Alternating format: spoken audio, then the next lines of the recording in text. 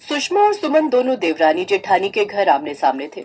जेठानी सुषमा के घर वेज खाना बनता था और देवरानी सुमन के घर नॉनवेज बनता था। जब भी सुमन के घर नॉनवेज बनता तो उसकी महक सुषमा के घर तक जरूर पहुंचती थी, जैसे आज पहुंच रही थी। दीपक, सुमन चाची आज खाने में क्या बना रही हैं? बहुत खुशबू आ रही है। रिंकू भैया, वो मम्मी आज चिकन बिरयानी बना रही हैं। आज हम सबका चिकन बिरयानी खाने का मन था इसलिए। चिकन बिरयानी का नाम सुनकर रिंकू के मुंह में पानी आ जाता है। तभी सुमन आंगन में आ जाती है। चाची जी, आपने चिकन बिरयानी बनाई है? हाँ, बस बना कर ही आई हूँ, खाओगे? पर मम्मी ने तो राजमा चावल बनाए हैं। छोड़ो ना, राजमा चावल तो हम रोज ही खाते रहते हैं। हाँ चाची, मैं बस अभी हाथ मुंह धोकर आता हूँ। चाची मैं भी आ जाऊं? हाँ हाँ, क्यों नहीं, तुम भी आ जाओ। मैंने बहुत सारी चिकन बिरयानी बनाई है, सब मिलकर खाएंगे। रिंकू और गिन्नी दोनों सुमन के घर खाना खाने के लिए जाने लगे। तभी सुषमा ने उन्हें रोक दिया। तुम दोनों कहाँ जा रहे हो? खाना नहीं खाना क्या? नहीं मम्मी, मैं और गिन्नी चाची के घर जा रहे हैं। उन्होंने अपने यहाँ चिकन बिरयानी बनाई है। ये राजमा चावल हम कल खा लेंगे। तुम दोनों की रोजाना की आदत है, जब खाना ही नहीं होता तो बनवाते क्यों हो? तुम दोनों को भी हर समय नॉनवेज खाने की आदत पड़ती जा रही है। पता नहीं सुमन को भी नॉनवेज की क्या लत है, अपने साथ साथ पूरे घर को नॉनवेज खाना सिखा दिया है। तो नॉनवेज खाने में बुराई ही क्या है माँ? अच्छी बात है। अब सुषमा ने तो इतने सालों में बच्चों को और मुझे कभी खिलाया नहीं। सुमन के आने के बाद कम से कम बच्चों को नॉनवेज मिल जाता है। राजेश भैया, थोड़ी सी चिकन बिरयानी दे दूं? खाओगे? अभी खाना तो नहीं खाया? अरे कहाँ खाया है यार, तुम्हें तो पता है मैं राजमा नहीं खाता हूँ। बिरयानी खिला दे, बहुत मन हो रहा है कुछ चटपटा खाने का। हाँ हाँ, देता हूँ भैया। पूरे घर में सुमन की बहुत तारीफ होती थी।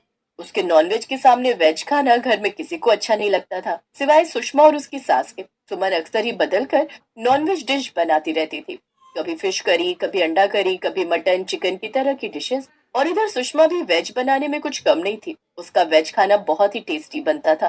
पर अभी नॉनवेज खाने वालों को वेज की कदर नहीं हो रही थी। सुनो, आज तो मैंने आपकी पसंद की मक्के की रोटी और सरसों का साग बनाया है। आप खा ही नहीं रहे। नहीं, मैं कल खा लूंगा। आज सुमन ने बटर चिकन बनाया है।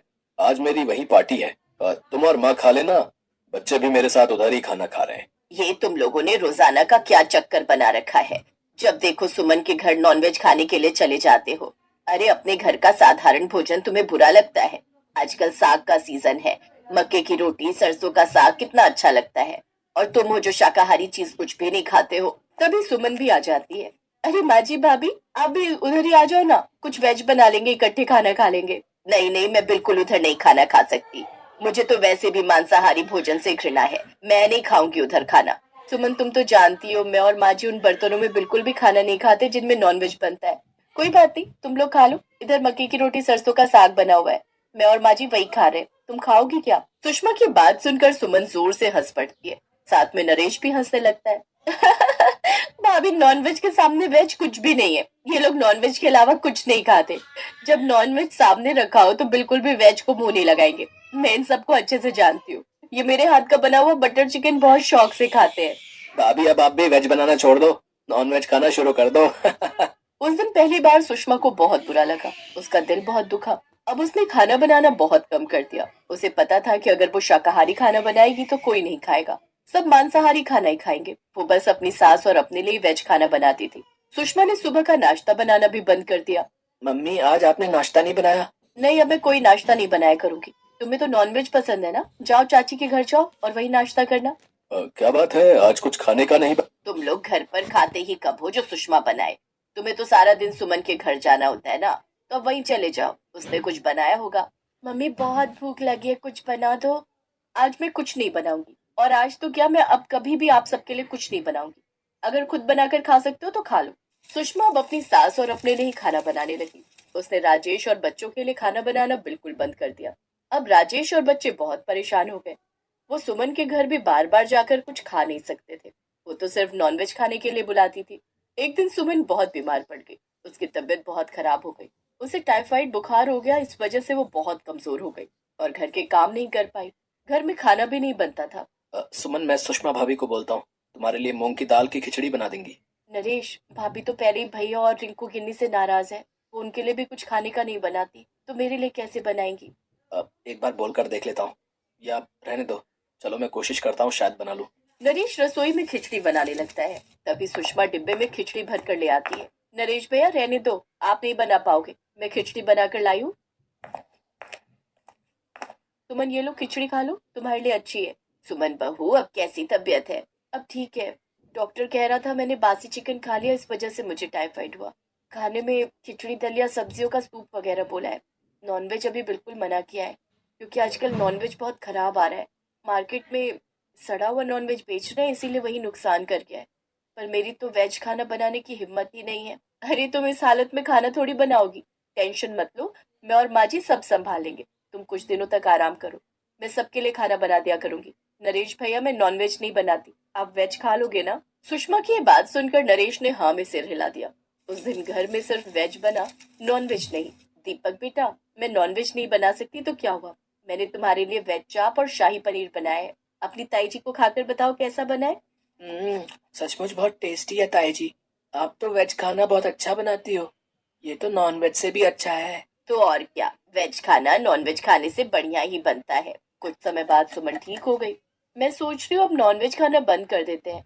पता नहीं जब से वेज खाना शुरू किया है नॉनवेज खाने का मन ही नहीं करता। हाँ तो जबरदस्ती थोड़ी है, हम भी नहीं खाएंगे, हम भी वेज ही खाया करेंगे। तुम भी अब वेज खाना बनाया करना, सुषमा भाभी की तरह। उस दिन के बाद सुमन के घर में नॉनवेज बनना बंद हो गया। अब वो भी सुषमा की तरह वेज खाना बनाती थी। माँ जी, भाभी, आज तो आप मेरे घर में खाना खा सकते हो ना? अब मेरे घर में नॉनवेज नहीं बनता। हाँ हाँ, अब तो मैं जरूर खाऊंगी अपनी छोटी बहू के हाथ का खाना। मैं भी अपनी देवरानी के हाथ का खाना जरूर खाऊंगी। मुझे खुशी है कि तुमने नॉनवेज खाना छोड़ दिया। अब दोनों तरफ जो भी बनेगा हम एक दूसरे को खाने के लिए जरूर देंगे। सुमन को भी बहुत अच्छा महसूस हो रहा था। उसे लगता था कि वो नॉनवेज के बिना रह ही नहीं सकती, पर ऐसा कुछ नहीं था। और रोटी वाला ससुराल। सुनो जी, मुझे तो शीतल की बड़ी फिक्र रहती है। उसका ध्यान तो बस घर के बाहर दोस्तों के साथ घूमने फिरने में ही रहता है। उसे कुछ बोलो तो एक नहीं सुनती। मैं तो कहती हूँ इसकी जल्दी शादी वादी करवा दो, वरना लड़की हाथ से निकल जाएगी। तुमसे ज़्यादा चिंता है मुझे शीतल की शादी की। कल ही वो रामपुर वाले मौसा जी को फ़ोन भी किया था, बता रहे थे एक लड़का है नज़र में, उनका अपना घर है और लड़का भी अच्छा है। अरे तो फिर बस बात चलाओ ना, एक बार देखे तो सही लड़का और घर बार कैसा है। कौन से लड़की की बात चल रही है यहाँ? तुम्हारी शादी की बात चल रही है बेटी। अब तुम्हारी शादी की उम्र हो रही है तो लड़का तो देखना पड़ेगा ना। उफ़ो, मुझे अभी नहीं करनी शादी वादी, ये तो मेरे खेलने कूदने के दिन है। बहुत खेल कूद ली तुम, अब घर के काम धाम सीखने की कोशिश करो, समझी? ससुराल जाकर हमारी नाक मत कटवा देना। सब्जी काटनी तो आती नहीं इसको, तो नाक ही कटवाएगी।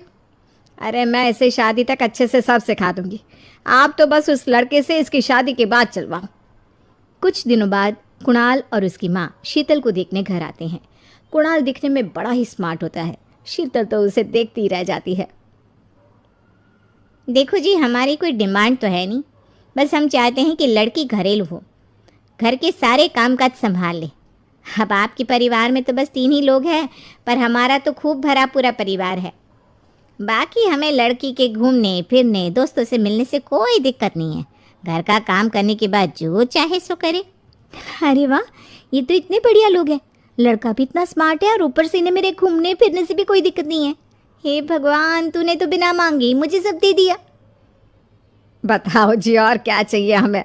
हमारी तरफ से तो रिश्ता पक्का है जी। बस फिर तो हंसी खुशी शीतल और कुणाल की शादी हो जाती है। शीतल मन ही मन बड़ी खुश होती है और उसी खुशी के साथ वो अपने ससुराल में कदम रखती है। आओ बहू, तुम्हारा अपने ससुराल में स्वागत है। ये मिलो अपने परिवार से। ये तुम्हारे ससुर जी, तुम्हारी ननद सुनीता और गीता, सुनीता के पति राजेश और उनके 2 बच्चे राजू और चिंटू। ये ना हमारे साथ यहीं रहते हैं। ये तुम्हारी दादी सास हैं और बाकी लोग अभी बाहर गए हुए हैं। इतने सारे लोग, ये सब यहीं रहते हैं इस घर में? अरे अभी तो मेरे देवर देवरानी और उनके 3 बच्चे यहाँ नहीं है। उसके मायके में भी शादी थी ना, तो बस वहीं गई है, कल तक आ जाएंगे। हे भगवान, ये घर है या धर्मशाला? ये सब एक साथ इस घर में कैसे रहते हैं? मुझे तो पता ही नहीं था इनका इतना बड़ा परिवार है। अब समझी कि कोई डिमांड क्यों नहीं की इन्होंने। ये सब चाल चले मेरे साथ। अरे बहू, खड़े खड़े क्या सोच रही हो? चलो अपने कमरे में जाकर आराम करो, जी माँ जी।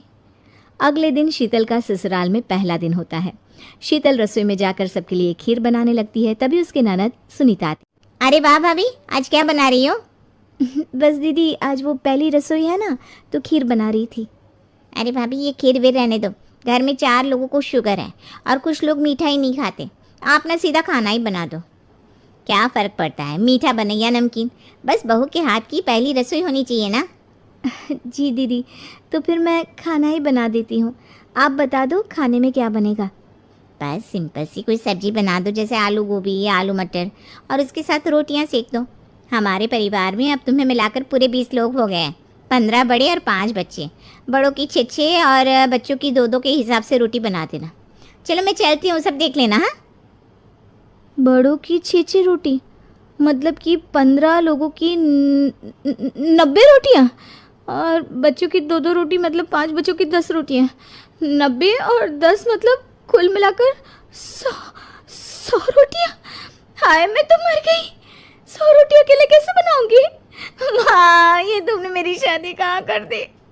शादी से पहले तो मैंने कभी 4 रोटी से ज़्यादा नहीं बनाई। शीतल एक बड़ी सी परात में 100 लोगों के हिसाब से आटा निकालती है और उसे गूंथना शुरू करती है। आटा गूंथते गूंथते शीतल के पसीने छूट जाते हैं। उसके बाद बारी आती है रोटी बनाने की। शीतल एक एक करके रोटी बनाना शुरू करती है और 10 रोटी बनाते ही अपनी कमर पकड़ लेती है। हाय, मैं मर गई। मेरी कमर टूट गई खड़े खड़े, और ऊपर से इतनी गर्मी। मैं 100 रोटियां कैसे बनाऊंगी? अरे भाभी, सब बाहर रोटियों का इंतजार कर रहे हैं, जरा जल्दी जल्दी रोटी सेक दो। सब